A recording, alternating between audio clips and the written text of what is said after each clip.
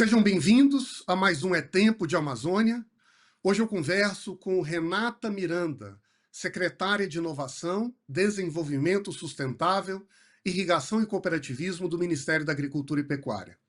Renata é uma liderança que tem se destacado nos últimos anos pela sua participação em todos os fóruns, eu diria, nacionais e internacionais, para discutir os desafios da agricultura brasileira, em particular a sua vocação sustentável. Estivemos juntos em alguns eventos fora do Brasil e tenho acompanhado de perto a sua liderança e a sua ação aqui no Brasil também. Renata, é um prazer falar com você, seja muito bem-vinda.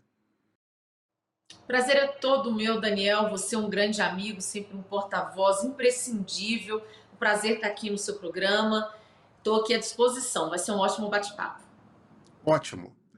Nós temos acompanhado, Renata, essa onda da sustentabilidade chegando como uma prioridade fundamental no mundo, na economia como um todo e cada vez mais na produção de alimentos. E uma das preocupações que normalmente chegam junto com a sustentabilidade é uma discussão sobre a maneira como o alimento é produzido, como ele é transportado, toda uma preocupação com a transparência no sistema de produção. Nós sabemos que há formas diversas de tentar garantir essa transparência, de mostrar que um produto é de fato sustentável.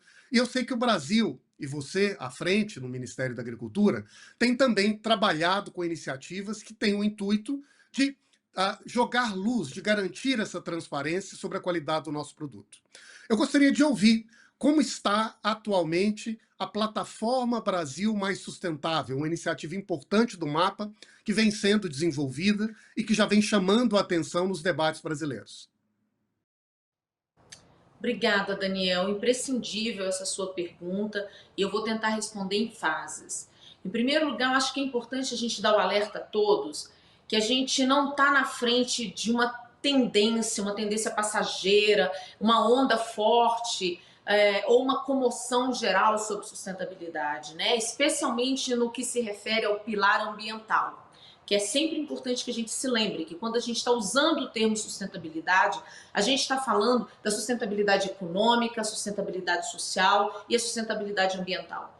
E não tem, eu acho que nenhum empresário, não importa o segmento, seja da agricultura ou não, que não esteja hoje preocupado com essas questões, porque além delas serem básicas em termos de conformidade legal, elas são indispensáveis para a imagem do produto e o futuro do negócio. Então é importante que a gente entenda que a questão de sustentabilidade ela está posta no ambiente de negócio e é irreversível. A tendência é de crescer ainda mais os requisitos por estarmos cada vez mais conscientes da importância da gente ter o olhar social, da gente ter o olhar inclusivo, de falar de qualidade de vida e falar, obviamente, associado às questões econômicas também aos impactos ambientais das atividades. Então, é fundamental que, em primeiro lugar, a gente entenda isso.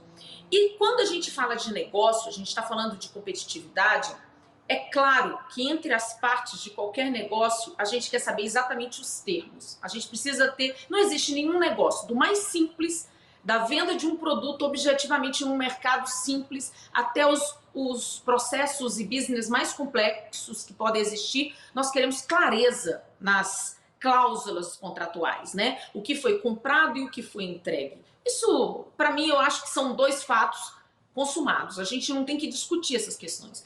E o Brasil tem que amadurecer sobre isso cada vez mais, porque não dá mais para a agricultura combater a narrativa de que a agricultura brasileira não é sustentável ou que eventualmente ela tem algum contraponto sobre a preservação ambiental. Não dá mais para ter esse antagonismo. E contra essa narrativa, Daniel, a gente tem que ter fatos também, claros, assim como qualquer ambiente de negócio. Então, por isso que a transparência, ela não vem como uma ameaça ao agronegócio brasileiro. Muito ao contrário, seguros estamos que fazemos a melhor agricultura do mundo, a agricultura mais sustentável do mundo há décadas. Damos exemplo de como podemos produzir com menor emissão. Alguns dos exemplos mais objetivos que a gente está sempre reafirmando é a própria sistema de plantio direto e a fixação biológica de nitrogênio. Se a gente desse só esses dois exemplos, a gente já poderia, com certeza, combater a narrativa de que a agricultura brasileira ela é mais emissora do que outras. Impossível isso. E, além disso, nós temos, associado a uma agricultura com práticas sustentáveis, temos o Código Florestal, que é o código de compromisso ambiental mais restritivo e mais, vamos dizer assim, complexo, e que envolve mais a questão da propriedade privada em todo o mundo. Então, eu não tenho dúvida de que a transparência na estratégia do Ministério da Agricultura, ele não traz aqui nenhuma ameaça, não traz nenhuma complexidade adicional ao produtor. O que nós estamos trazendo é transparência e reconhecimento sobre as práticas sustentáveis. E a plataforma Agro Brasil Mais Sustentável, ela é só um termo, né, um símbolo que resume essa estratégia que o Ministério quer trazer cada vez mais a condição, a oportunidade do produtor demonstrar com dados oficiais o compromisso dele com a sustentabilidade. A gente fala que é a cidadania digital para o produtor rural. Muito interessante, Renata, inclusive porque nós temos acompanhado agora essa exigência europeia pela a EUDR, a Norma Europeia de Combate ao Desmatamento, que justamente exige que o produtor comprove um conjunto de questões ambientais e também sociais para que seu produto possa ingressar no mercado europeu. A gente sabe que a Europa ela deu um prazo para que os países e os produtores produzam essas informações com segurança, e agora, no final do ano, a não ser que a norma seja alterada, a expectativa é de que ela entre em vigor. Você acredita que essa iniciativa da plataforma Agro Brasil Mais Sustentável pode ajudar o produtor na comprovação dessas exigências perante o mercado europeu? Sem dúvida, Daniel. Ciente de que a União Europeia é só um exemplo de mercados exigentes que estão cada vez mais vinculando as questões de comércio às exigências de sustentabilidade. E o Brasil, como um dos maiores produtores de alimentos do mundo, tem que estar atento a isso. Só que a gente tem que lembrar que o Brasil é muito grande.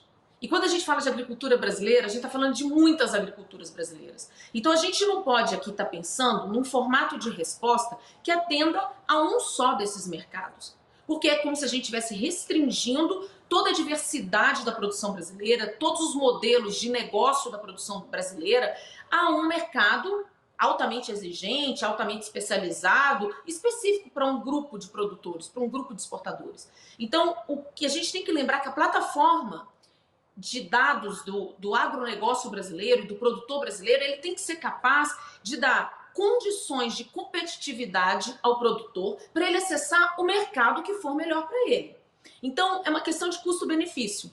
Quanto mais o produtor ele consegue agregar valor à sua produção, seja ela através de práticas sustentáveis ou de ativos ambientais, ele vai acessar um tipo de mercado. Então não importa aqui para mim se a gente está falando das exigências que estão por vir do Reino Unido, se eu estou falando de exigências específicas que estão sendo discutidas nos Estados Unidos, na União Europeia ou até mesmo na China, com quem a gente vem conversando e sabe que também estão bastante preocupados com regras de sustentabilidade, com práticas de rastreabilidade.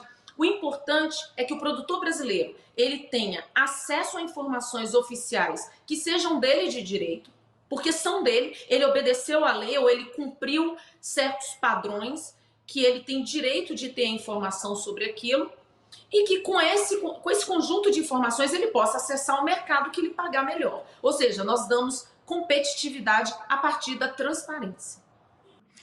E muito interessante essa sua observação, Renata, porque a gente tem acompanhado mais de perto as exigências e debates que a União Europeia tem colocado na agenda.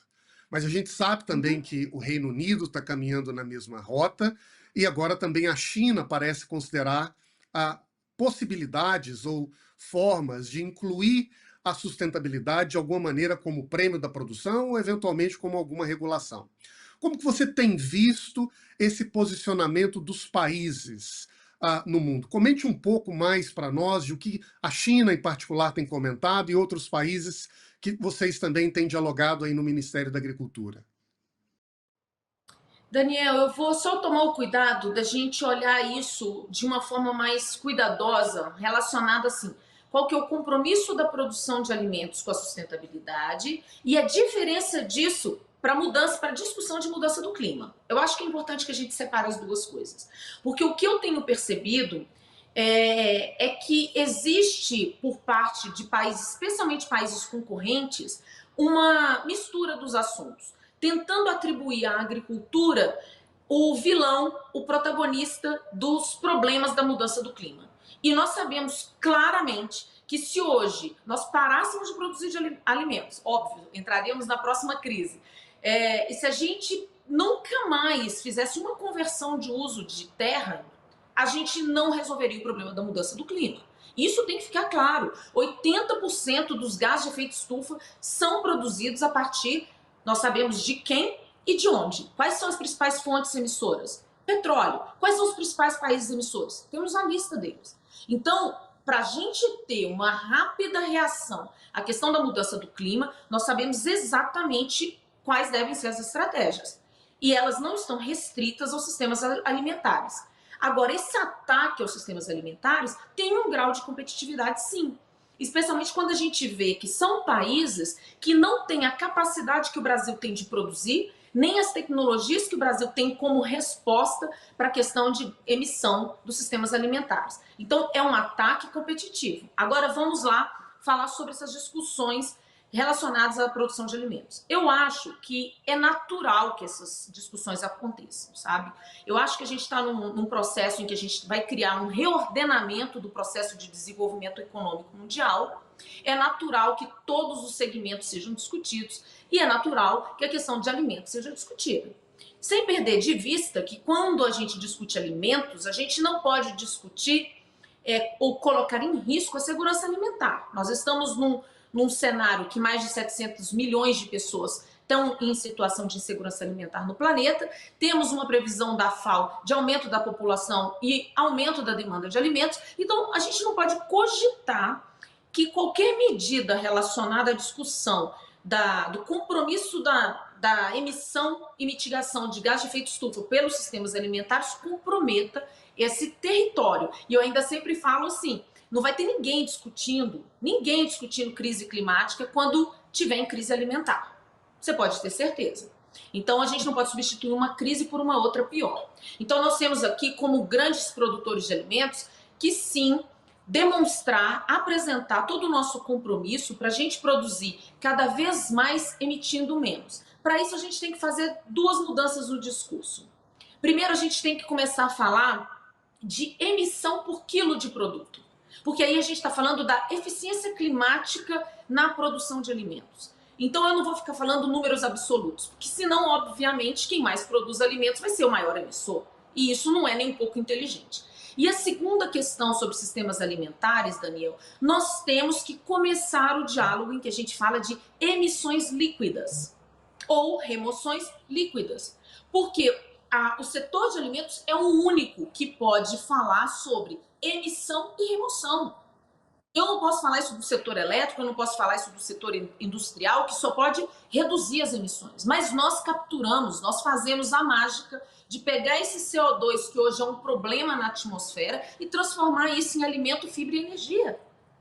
Então, quando é que a gente vai começar a falar da agricultura como sendo a solução? Então, eu tenho que destacar isso. Em primeiro lugar, mudança do clima, o debate é outro, a gente tem que ter outras prioridades. Em segundo lugar, me dá licença, se eu estou falando de sistemas alimentares, eu tenho que falar de segurança alimentar e eu não posso falar somente da emissão, mas é emissão ou remoção líquidas. E quanto a isso, acho absolutamente natural que os países queiram cada vez mais discutir sobre essa eficiência climática sobre a produção. E o Brasil só tem a dar exemplos. Claro que temos muitas coisas a melhorar e a gente tem que reconhecer todos os pontos que temos a melhorar, mas eu acho que a gente tem que ocupar o lugar de fala certo para esse tipo de debate.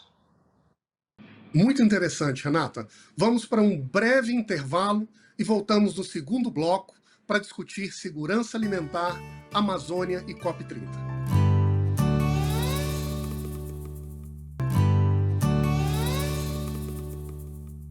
Voltamos para o segundo bloco do É Tempo de Amazônia.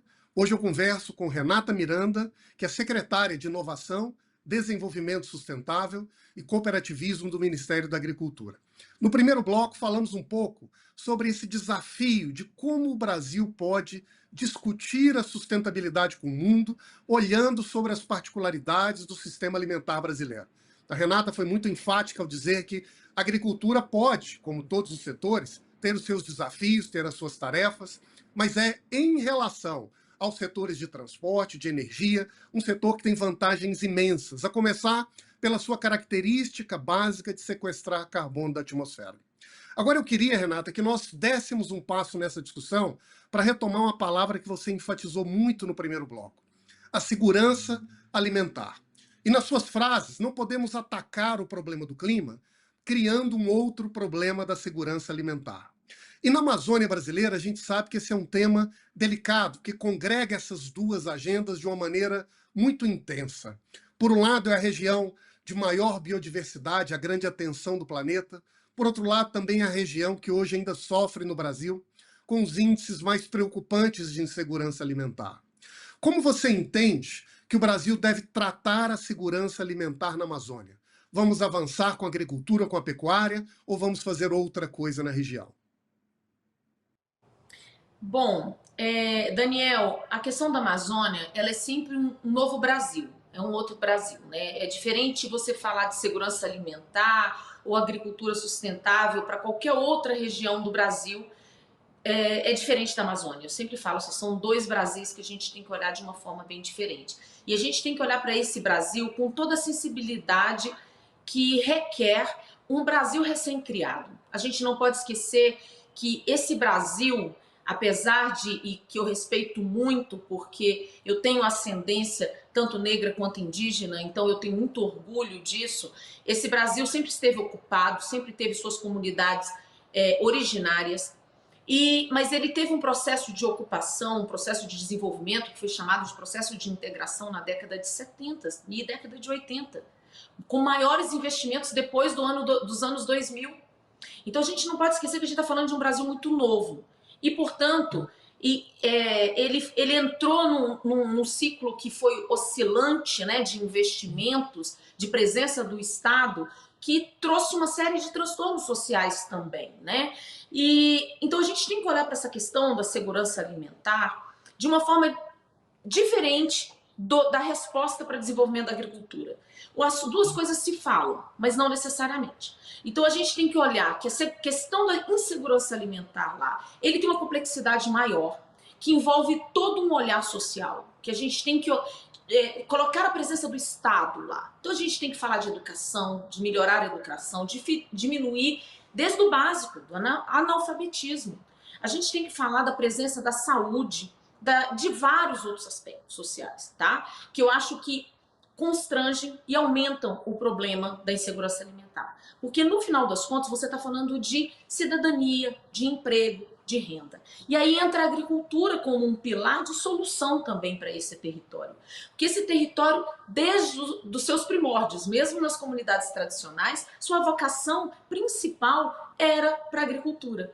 Quando tivemos as primeiras comunidades tradicionais, era o extrativismo relacionado à borracha, à exploração da castanha, andiroba, copaíba. Então sempre teve uma relação que agora a gente está chamando de bioeconomia, mas que é a agricultura, né? Então essa agricultura, bioeconomia, própria característica da Amazônia. Então a gente tem que olhar, quando a gente fala de agricultura na Amazônia, a gente tem que olhar para esse território compreendendo que o modelo de agricultura que pode existir lá, quando há fronteiriças, né, áreas fronteiriças com a floresta, tem que ser agricultura de convivência com a floresta, da melhor convivência com a floresta.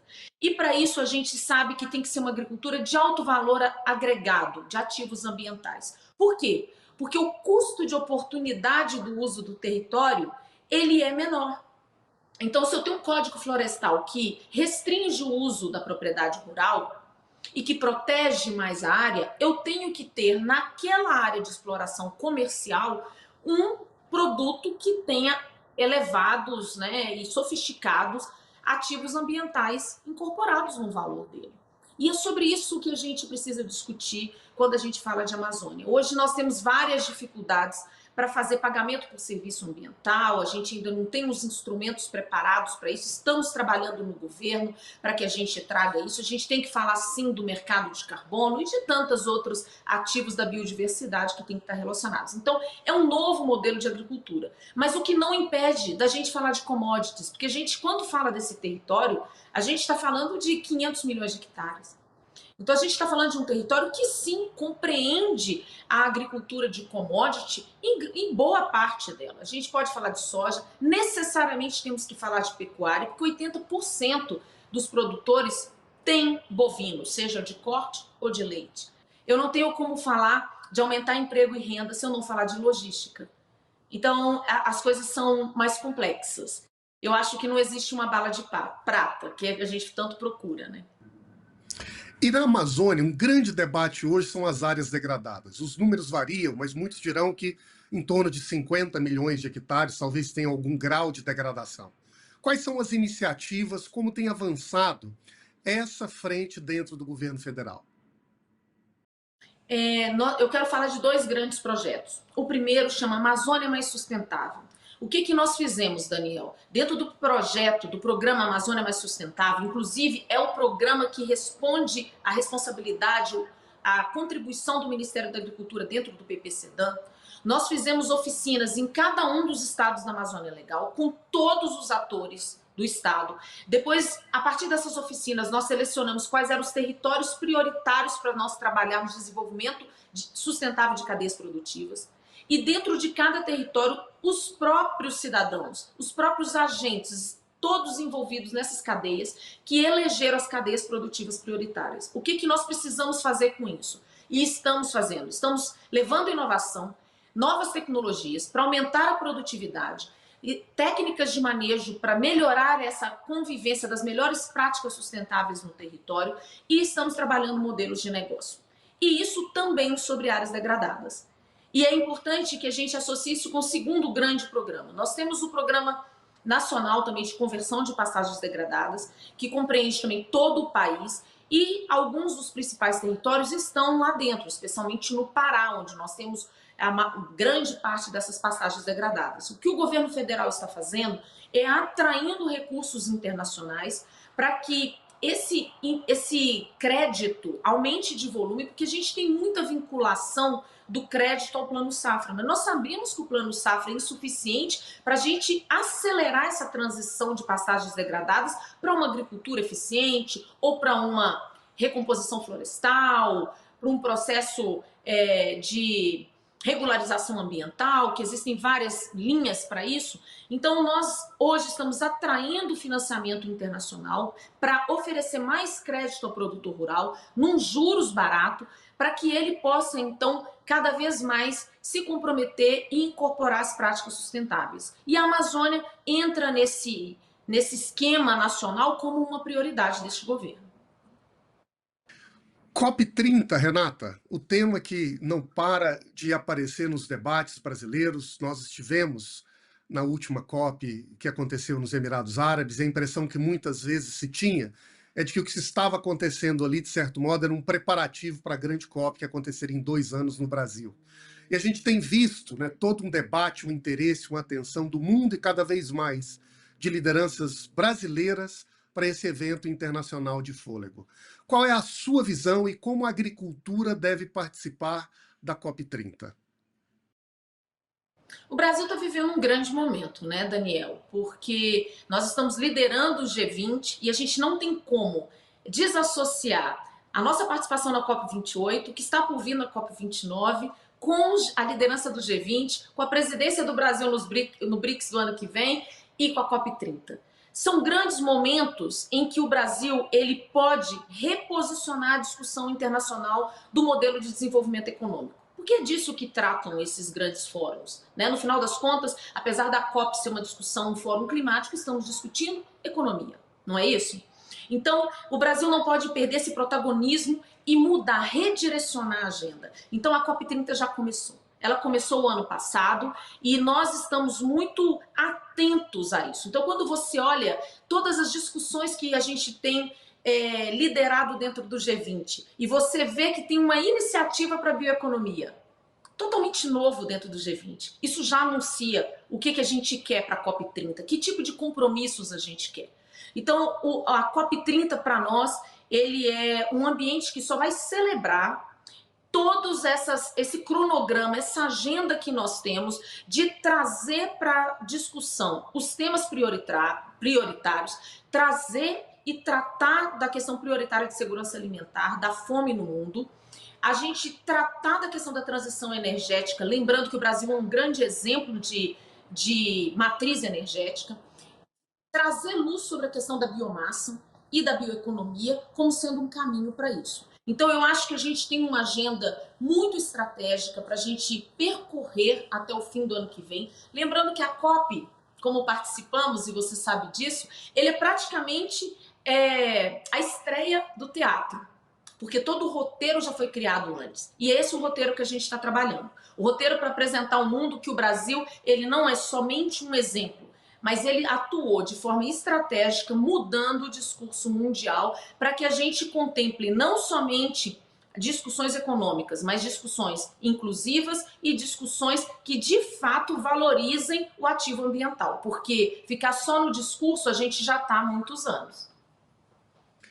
Passa rápido, Renata. Chegamos ao fim do nosso diálogo, mas eu queria te agradecer imensamente. Eu acho que as suas palavras são palavras de esperança, de liderança, de uma pessoa que aposta no Brasil e que acredita que a agenda ambiental precisa e deve caminhar lado a lado da agenda da produção sustentável. Então, eu te agradeço muito, foi um prazer dialogar com você, espero que a gente volte a se reencontrar em breve. Muito obrigado pela sua presença. Eu que agradeço muito, Daniel, pela oportunidade. Eu acho que você sempre traz uma palavra de conciliação. Eu acho que o Brasil tem que, se me permite aqui um minuto a mais, eu acho que o Brasil tem que trabalhar mais uma narrativa conciliadora. A gente não pode esquecer que o produtor brasileiro é aquele que trabalha 7 dias a semana, 24 horas por dia, para trazer a segurança alimentar para o país, que tem compromisso de estar protegendo as nascentes, de estar protegendo o ativo ambiental nacional, e a gente tem que trazer esse concílio, né? Essa conciliação, concertação para todos os órgãos do governo. A gente tem trabalhado para isso, então tem que parar de ter essas divergências ideológicas e trabalhar com um futuro bem delineado, em que o desenvolvimento econômico, social e ambiental caminham juntos. O Brasil tem grandes oportunidades e eu quero também, fechando aqui a minha fala, agradecer pela oportunidade de estar aqui como porta-voz das mulheres do agro. Você sabe, Daniel, a dificuldade que é no ambiente que vivemos ainda, com menos mulheres do que homens sendo porta-vozes. Então eu quero aqui estar representando todas elas que fazem tanto por esse Brasil. Muito obrigada. Eu que agradeço mais uma vez, Renata. Uma honra falar com você. Parabéns pelo trabalho. Muito boa sorte nas próximas batalhas pela frente e nós nos encontramos em breve. Chegamos ao fim de mais um É Tempo de Amazônia. Hoje eu tive a honra de conversar com Renata Miranda, da Secretaria de Desenvolvimento Sustentável, Inovação, Irrigação e Cooperativismo do MAPA. Na próxima semana, voltamos com mais um convidado especial no É Tempo de Amazônia.